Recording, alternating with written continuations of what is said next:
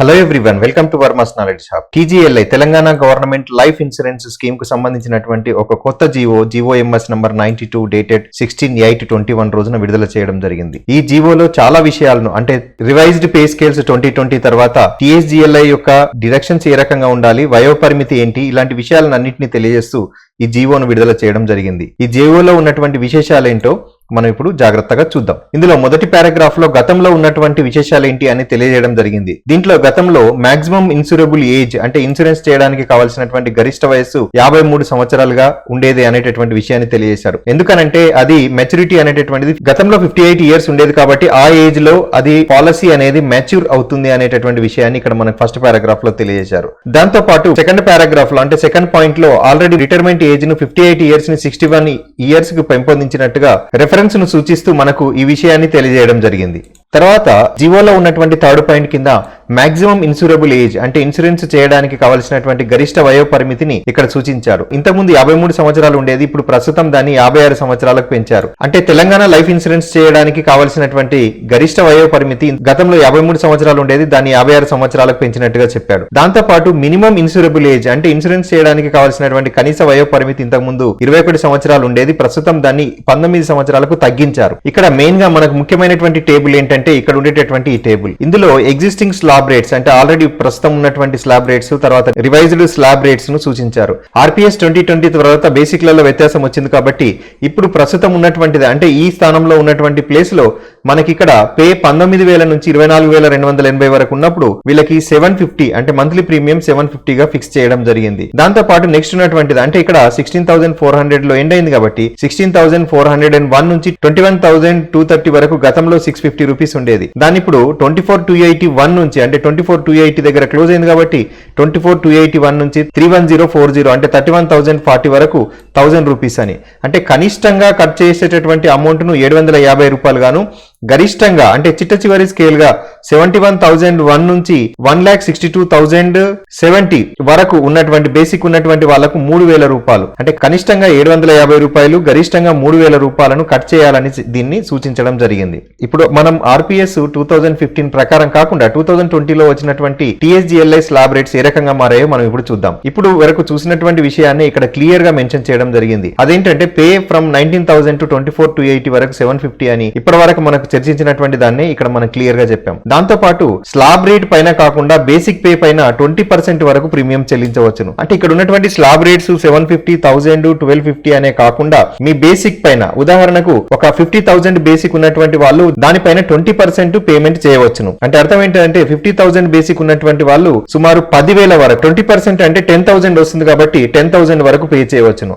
అయితే ఇక్కడ మనకు ఒక చిన్న క్లాజ్ ఇచ్చారు. అదేంటిదంటే లేదా 20,000 అంటే అన్ని పాలసీలు కలుపుకొని మీ దగ్గర ఉండేటటువంటి ఎన్ని బాండ్లు ఉన్నా సరే అన్ని పాలసీలు కలుపుకొని 20,000 ను దాటకూడదు. ఒకవేళ 20,000 దాటినట్లయితే మన దగ్గర ఉండేటటువంటి 20% గానీ లేదా 20,000 గానీ ఈ రెండిట్లలో ఏది తక్కువైతే దాన్ని ప్రీమియంగా చెల్లించవచ్చును. ఈ విషయాలు ఏంటి అనేది మనం మళ్ళీ డీటెయిల్ గా చూద్దాము. ప్రస్తుతానికైతే ఈ స్లాబ్ రేట్లతో సంబంధం లేకుండా మనం 20,000 గానీ లేదా మన బేసిక్ పైన 20% గానీ చెల్లించవచ్చును. ఇక్కడ టేబుల్ కు దిగువన మరి ఒక పాయింట్ రూపంలో ఇక్కడ చాలా క్లియర్ గా ఇచ్చారు. అదేంటంటే ప్రపోజల్ ఫామ్ ను ఖచ్చితంగా సబ్మిట్ చేయాలి అనేటటువంటి విషయాన్ని ఇక్కడ మనకి క్లియర్ గా ఇచ్చారు. ఇక్కడ ప్రపోజల్ ఫామ్ అంటే మనం పెంచినటువంటి ప్రీమియం కు సంబంధించినటువంటి ఒక ప్రపోజల్ ను డిడిఓ ద్వారా ఫార్వర్డ్ చేసుకోవాలి. అది ఎప్పుడు చేయాలి అనే విషయాన్ని కూడా క్లియర్ గా ఇచ్చారు. After recovery of first premium from the salary అనేటటువంటి విషయాన్ని ఇచ్చారు. అంటే మీరు ఒకవేళ ఆగస్టు నెలలో పెంచినటువంటి ప్రీమియం కట్ అయినట్టయితే దానిని సెప్టెంబర్ నెలలో అంటే కట్ అయిన తర్వాత మనం సెప్టెంబర్ సాలరీ తీసుకుంటాం కాబట్టి సెప్టెంబర్ తీసుకున్న తర్వాత మాత్రమే ఈ యొక్క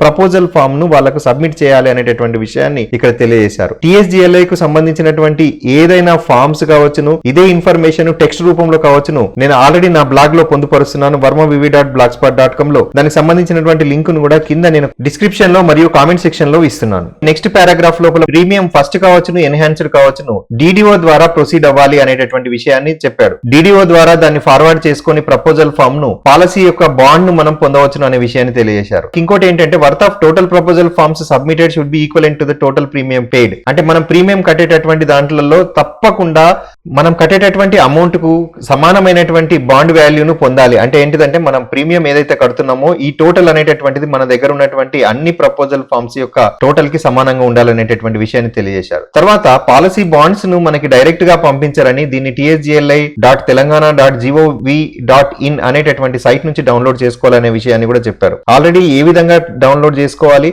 ఆ సైట్ ఏ రకంగా ఉంటుంది, ప్రపోజల్ ఫామ్ ఏంటి, ఏ రకంగా అన్ని ఫార్మ్స్ అన్ని కూడా మనకి TSGLI వెబ్సైట్ లోనే దొరుకుతాయి. ఎలా ఉంటదని నేను ఆల్రెడీ గతంలో TSGLI కి సంబంధించినటువంటి ఒక వీడియోని చేశాను. దాని లింక్ ను పైన స్క్రోల్ చేస్తున్నాను, ఒకసారి అవసరమైన వాళ్ళు క్లిక్ చేసి చూడండి. ఇక్కడ మనకి చాలా ఇంపార్టెంట్ పాయింట్ ఇచ్చాడు. ఇది ఏంటంటే ఇది చాలా important point. Unless proposal form ఈ submitted and policies obtained the employee will not get insurance coverage. Insurance coverage అనేది బాండ్ వచ్చే వరకు పని చేయదు అనేటటువంటి విషయాన్ని ఇక్కడ క్లియర్ గా చెప్పాడు. ఇంకొక విషయం ఏంటిదంటే total premium is equal to మనం కట్టేటటువంటి ప్రీమియం అనేటటువంటిది దేనికి సమానంగా ఉండాలంటే worth of total proposal forms submitted. మనం ఏవైతే ప్రపోజల్ ఫార్మ్స్ సబ్మిట్ చేస్తామో అవన్నిటికీ సమానంగా ఉండాలి. Worth of total policies obtained అంటే ఏంటిదంటే మనకు వచ్చినటువంటి మొత్తం టోటల్ పాలసీ యొక్క బాండ్స్ ఎన్ని వచ్చాయి అనేది దాన్ని ఆధారంగా చేసుకుని టోటల్ ఇన్సూరెన్స్ కవరేజ్ అనేటటువంటిది ఇస్తారని చెప్పారు. చాలా మంది అమౌంట్ డిడక్షన్ అయిపోయింది కదా, పని అయిపోయిందని చెప్పి అనుకుంటారు. కానీ ఇది కరెక్ట్ కాదు. ఖచ్చితంగా బాండ్ పొందే వరకు దాన్ని ఫాలో అప్ చేయాలి. బాండ్ వచ్చిందంటేనే మనకు ఇన్సూరెన్స్ కవర్ అవుతుంది అనేటటువంటి విషయాన్ని ఇక్కడ స్పష్టంగా తెలియజేశారు. నెక్స్ట్ పారాగ్రాఫ్ లో చాలా ఇంపార్టెంట్ విషయాన్ని చెప్పారు. ఒకవేళ ఆల్రెడీ పాలసీ హోల్డర్ అయి ఉన్నట్లయితే అటువంటి వాళ్ళు ఏజ్డ్ బిలో 56 ఇయర్స్ అని అన్నాడు. అంటే అర్థం ఏంటిదంటే 56 ఇయర్స్ ఏజ్ ని రీచ్ కావద్దు, 55 ఇయర్స్ కంప్లీట్ అయిపోయి 56 ఇయర్స్ కి రీచ్ అయిన వాళ్ళు దీనికి ఎలిజిబుల్ కారు అన్నమాట. అటువంటి వాళ్ళు మాత్రమే ప్రిస్క్రైబ్డ్ ప్రొఫార్మాలో actually attaining the age of 56 years 56 years age reach కావడానికి ముందుగానే ప్రపోజల్ ని సబ్మిట్ చేయాలి అని చెప్పారనమాట. లేదా దీన్ని ఇంకొక రకంగా చెప్పారు. ఏంటంటే 56 ఇయర్స్ ఏజ్ రీచ్ కావడానికి ముందుగానే ఈ ప్రపోజల్స్ ని సబ్మిట్ చేయాలి, తర్వాత ప్రీమియం కూడా డిడక్షన్ చేయాలి అనేటటువంటి విషయాన్ని ఇక్కడ క్లియర్ గా చేశారనమాట. ఆ 56 ఇయర్స్ ఏజ్ క్రాస్ అయినా కూడా ఎటువంటి వాటిని కూడా ఇచ్చేయరు అనేటటువంటి చేశారు. ఒకవేళ 56 ఇయర్స్ క్రాస్ అయిన వాళ్ళు కూడా ఒకవేళ అమౌంట్ ని కనుక డిడక్ట్ చేసినట్లయితే such amounts shall be treated as unauthorised amount అని చెప్పాడు. అంటే 56 ఇయర్స్ క్రాస్ అయ్యి ఒకవేళ మీరు అమౌంట్ సాలరీతో పాటు కట్ చేసినా కూడా అటువంటి అమౌంట్ ను అనాథరైజ్డ్ అమౌంట్ గా ఉంచి దాన్ని ప్రొసీజర్ ప్రకారంగా రీఫండ్ చేస్తాం అనేటటువంటి విషయాన్ని ఇక్కడ మనకు క్లియర్ గా మెన్షన్ చేశారు.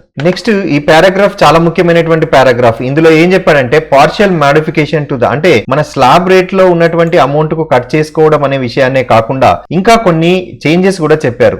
వీళ్ళు ఏంటంటే ఒక ఎంప్లాయీ గనక సర్వీస్ లో మినిమం 3 ఇయర్స్ ఉన్నట్టయితే అంటే ఆల్రెడీ జాయిన్ అయిన నుంచి అంటే సర్వీస్ లోకి ఎంటర్ అయిన నుంచి ఒకవేళ 3 ఇయర్స్ కంటిన్యూస్ సర్వీస్ చేసినట్లయితే అటువంటి వాళ్ళు స్లాబ్ రేట్స్ తో సంబంధం లేకుండా తన యొక్క ప్రీమియం ని పెంచుకోవాలి అని అనుకుంటే అటువంటి వాళ్ళు కూడా పెంచుకోవచ్చును. 20% of his or her basic pay or 20,000 per month including all policies premium whichever is less subject to submission of medical examination అన్నారు. ఇక్కడ మనకి ఒక ముఖ్యమైనటువంటి విషయం తెలుసుకోవాలి. చాలా మంది ఈ నెలలో ఆగస్టు నెలలో నేను గమనించినటువంటి విషయం ఏంటంటే ఇది తమ యొక్క స్లాబ్ రేట్ తో సంబంధం లేకుండా 8,000 కావచ్చును లేదా 10,000 కావచ్చును. అంటే ఇప్పుడు స్లాబ్ రేట్ ప్రకారం ఇచ్చినటువంటి మాక్సిమం డిడక్షన్ 3,000 మాత్రమే. కానీ చాలా మంది 8,000 కావచ్చును 10,000 కావచ్చును ఈ రకంగా డిడక్షన్ చేశారు. అటువంటి వాళ్ళు అంటే 20% ఆన్ యువర్ బేసిక్ ఉదాహరణకు 50,000 బేసిక్ ఉన్న వాళ్ళు 20% అంటే 10,000 వరకు ఛాన్స్ ఇస్తుంది.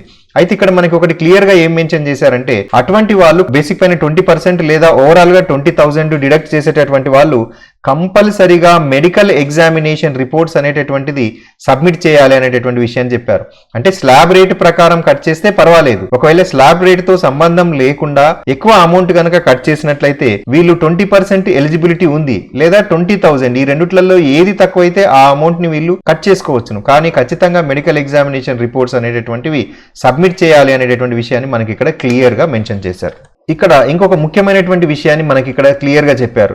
అదేంటంటే మీకు అందరికీ డౌట్ రావచ్చును, వై 56 ఇయర్స్ 56 సంవత్సరాల వరకే ప్రీమియం ఎందుకు పెంచవచ్చును, 61 ఇయర్ రిటైర్మెంట్ ఏజ్ ఉంది కదా 61 ఇయర్స్ కు ఎందుకు మనం పెంచుకోలేము అని అంటే ఇప్పుడు మనం పెంచేటటువంటి ప్రతి అమౌంట్ ఒక్కొక్క దానికి సెపరేట్ బాండ్స్ వస్తాయి. అయితే ఇక్కడ ఒకవేళ మీరు బాండ్ ని కనుక 56 ఇయర్స్ లోపుగా తీసుకున్నట్టయితే దానికి ప్లస్ ఇయర్స్ కలుపుకున్నట్టయితే మనకి 61 ఇయర్స్ లోపుగానే వస్తాయి. అంటే ఏంటంటే రిటైర్మెంట్ ఏజ్ వరకు రెడీగా ఉంటుందని క్లియర్ గా ఇక్కడ చెప్పారు.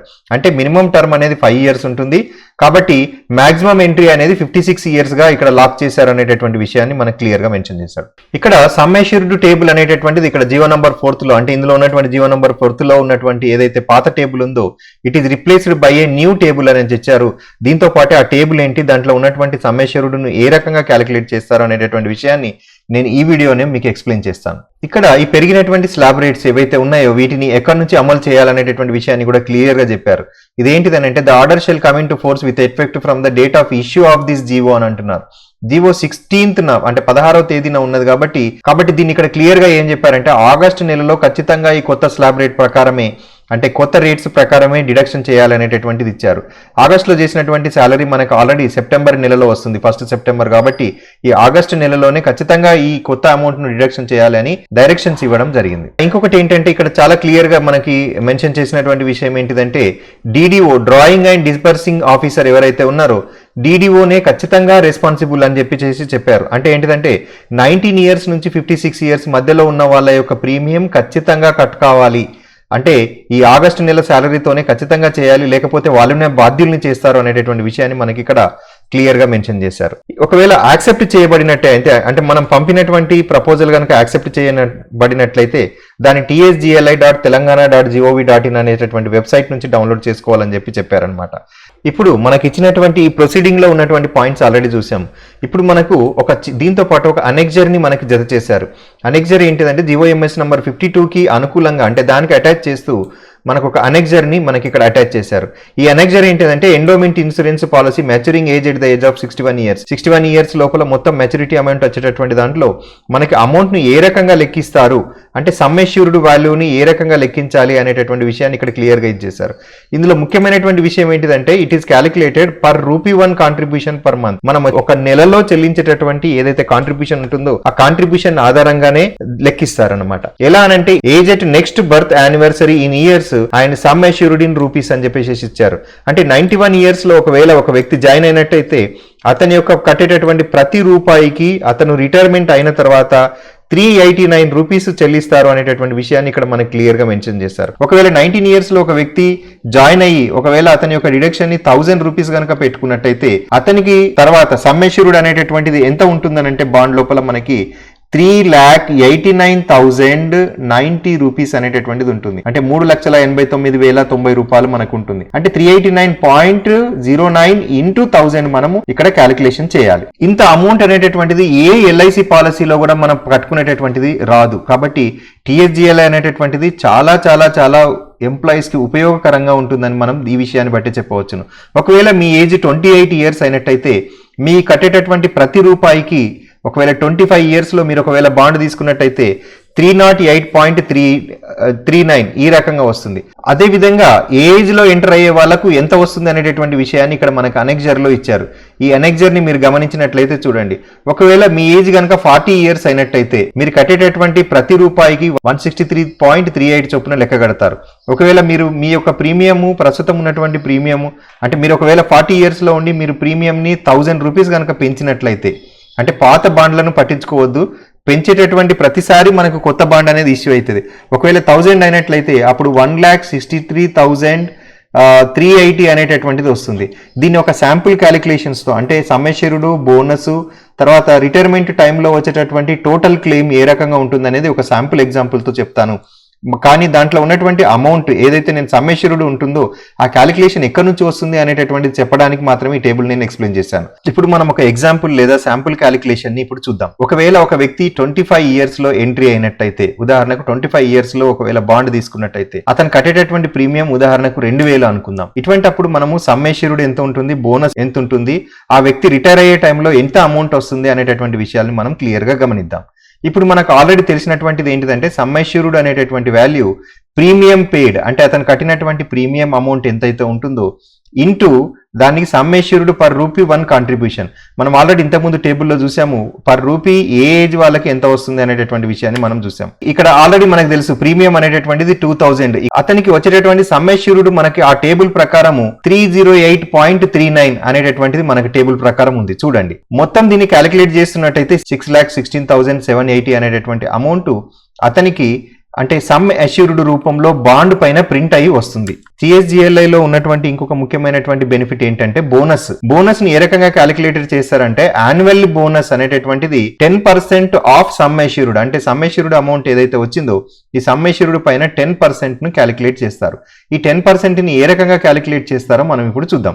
Bonus per annum is equal to 6,16,000 మనకు ఆల్రెడీ ఇక్కడ అమౌంట్ అనేటటువంటిది వచ్చింది. ఈ 10% ని యాడ్ చేస్తే వచ్చేటటువంటి వాల్యూ ఏదైతే ఉందో మనకి ఇప్పుడు ఇక్కడ 61,678 అంటే 6,16,780లో మనకి బోనస్ పర్ యానం అంటే సంవత్సరానికి 61,678 చొప్పున క్యాలిక్యులేట్ చేస్తారు. ఇక్కడ ఒక ముఖ్యమైనటువంటి విషయాన్ని మనం గుర్తుంచుకోవాలి.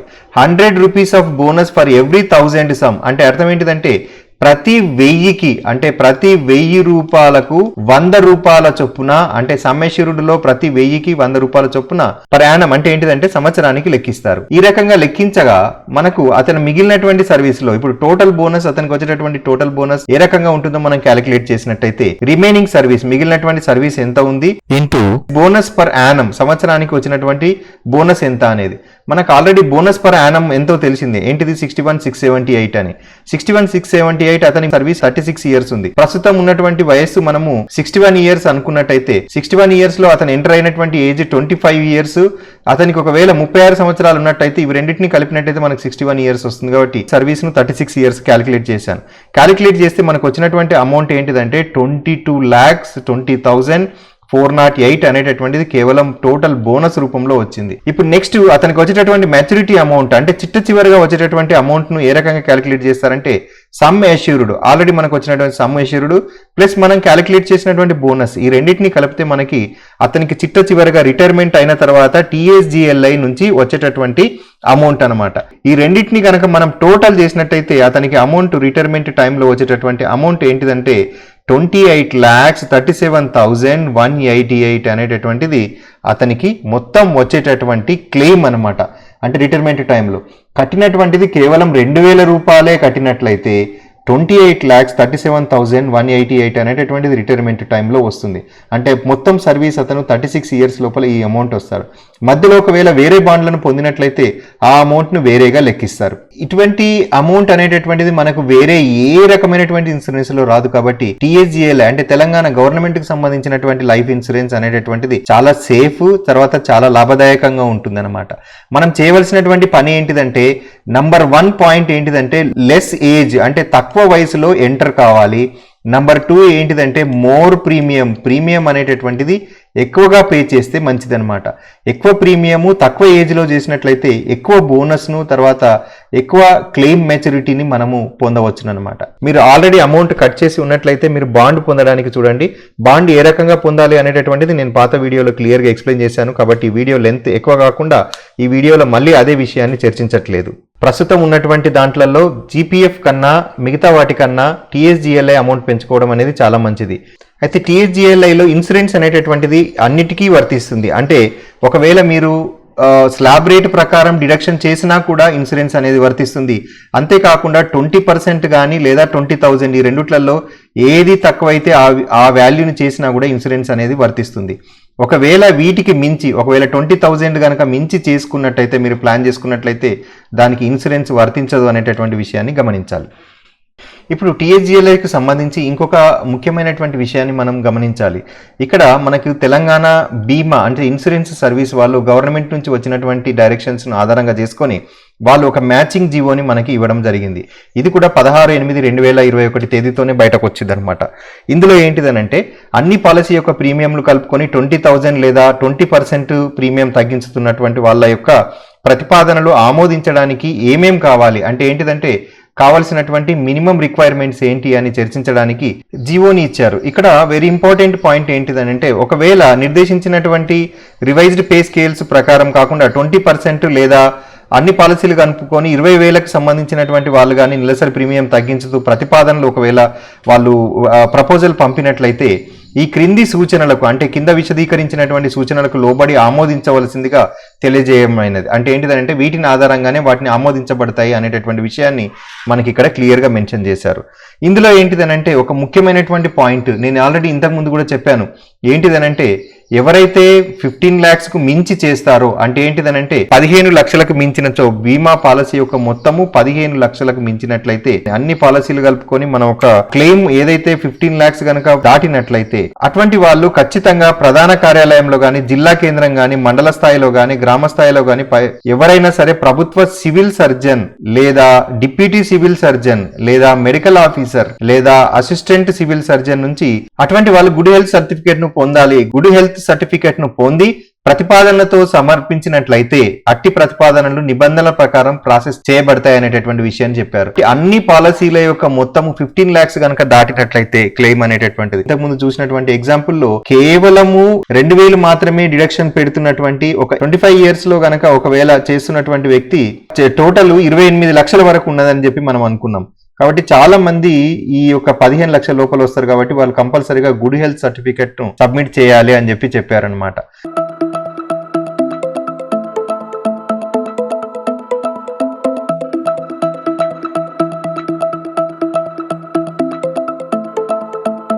దాంతో పాటుగా ఇంకొక మెయిన్ క్లాజ్ కూడా చెప్పారు. ఆ పాటు ఉద్యోగి గత 3 సంవత్సరాల కాలంలో వైద్య కారణాలపై ఉపయోగించిన సెలవులకు సంబంధించినటువంటి వివరాలు చెప్పారనమాట. 3 years లోపల మెడికల్ గ్రౌండ్ లో ఏవైనా ఉన్నట్లయితే అటువంటి వాళ్ళని ఏమంటున్నారంటే సర్వీస్ రిజిస్టర్ లోని నకలు ప్రతులను కూడా జత చేయాలి, మనము జిరాక్స్ కాపీని కూడా జత చేయాలి అని చెప్పి చెప్పారనమాట. అతను ఏ వైద్య కారణాలు ఇన్సూరెన్స్ కాబట్టి ఖచ్చితంగా మెడికల్ సర్టిఫికేట్ అనేది అడుగుతారు, ఇచ్చేసినారు అనేటటువంటిది DDO చేత ధృవీకరించి ధృవీకరణ పత్రంను మెడికల్ సర్టిఫికేట్ యొక్క జిరాక్స్ ప్రతిపాదనల ఫారంలతో పాటు పంపవలసిందే. అంటే అటువంటి వాటిని ఖచ్చితంగా గుడ్ హెల్త్ సర్టిఫికేట్ తీసుకొని తర్వాత ఈ 3 years లో నేను ఎట్లాంటి లీవ్ లో ఉండలేదు, నేను ఎట్లాంటి మెడికల్ గ్రౌండ్స్ లో లీవ్ వాడుకోలేదు అనేటటువంటి విషయాన్ని ఇక్కడ మనం ధృవీకరించాలి అనేటటువంటి విషయాన్ని మన క్లియర్ గా మెన్షన్ చేశారు. ఇంకొక మెయిన్ పాయింట్ ఏంటిదంటే ఒకవేళ ఫస్ట్ ప్రీమియం కనుక స్టార్ట్ చేసినట్లయితే అటువంటి వ్యక్తి 3 years సర్వీస్ పొందే వరకు అతని యొక్క స్లాబ్ రేట్ ప్రకారమే డిడక్షన్ చేయాలి అనేటటువంటి విషయాన్ని చెప్పారు. అంటే 3 years కంటిన్యూస్ సర్వీస్ అయిన తర్వాత మాత్రమే అతడు 20% బేసిక్ పైన గానీ లేదా 20,000 ఈ రెండిట్లలో ఏది తక్కువైతే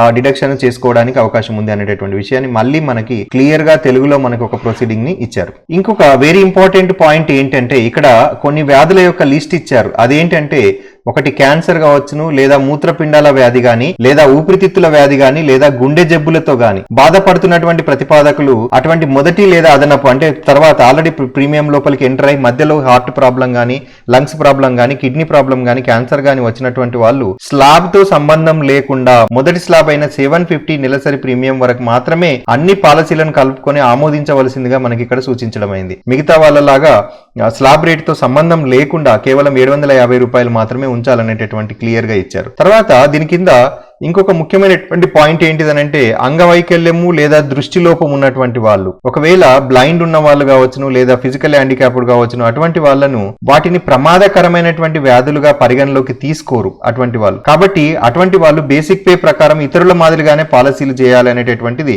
మనకి ఇక్కడ క్లియర్ గా చెప్పారనమాట. సో అంగవైకల్యము మరియు దృష్టి లోపం 100% ఉన్నటువంటి వాళ్ళు కూడా ఈ 3 సంవత్సరాల్లో వైద్య కారణములపై సెలవును ఉపయోగించి సెలవులకు సంబంధించిన వివరాలు సేకరించి ఇవ్వాలి అనేటటువంటి విషయాన్ని మనకి ఇక్కడ క్లియర్ గా ఇచ్చారనమాట. తర్వాత ఈ అంగవైకల్యం గాని లేదా దృష్టి లోపం ఉన్నటువంటి వాళ్ళు మిగతా వాళ్ళ లాగానే 20% తర్వాత 20,000 ఏదైతే రూల్ ఉందో ఈ రూల్ కూడా వీళ్లకు ఆమోదించుతున్నట్టుగా మనకి క్లియర్ గా ఇక్కడ డైరెక్షన్స్ ఇచ్చారు. అంటే కేవలము పైన పేర్కొన్నటువంటి వ్యాధులకు మాత్రమే కొత్త ప్రపోజల్ పొందడానికి అవకాశం లేదు, కానీ ఫిజికల్లీ హ్యాండిక్యాప్డ్ గానీ అంటే ఫిజికల్లీ ఛాలెంజ్డ్ కావచ్చును లేదా బ్లైండ్ అంటే దృష్టిలోపం ఉన్నటువంటి వాళ్ళు కావచ్చును వాళ్ళకు ఎటువంటి నిబంధనలు లేవు అనేటటువంటి విషయాన్ని మనకి ఇక్కడ క్లియర్ గా మెన్షన్ చేశారు. ఇది మనకు వచ్చినటువంటి జీవో అన్నమాట.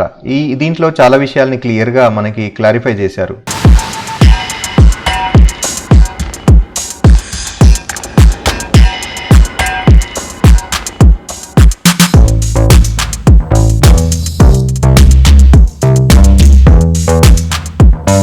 ఇవన్నీ వివరాలు కూడా మీకు అందరికీ ఉపయోగపడ్డాయని అనుకుంటాను. ఇలాంటి వీడియోస్ మరెన్నో కావాలనుకుంటే సబ్స్క్రైబ్ చేయండి వర్మాస్ నాలెడ్జ్ హబ్. మీరు ఆల్రెడీ సబ్స్క్రైబ్ చేసి ఉంటే లైక్ బటన్ని ప్రెస్ చేయడం మాత్రం మరవకండి. Thank you everyone. Thank you. Bye by.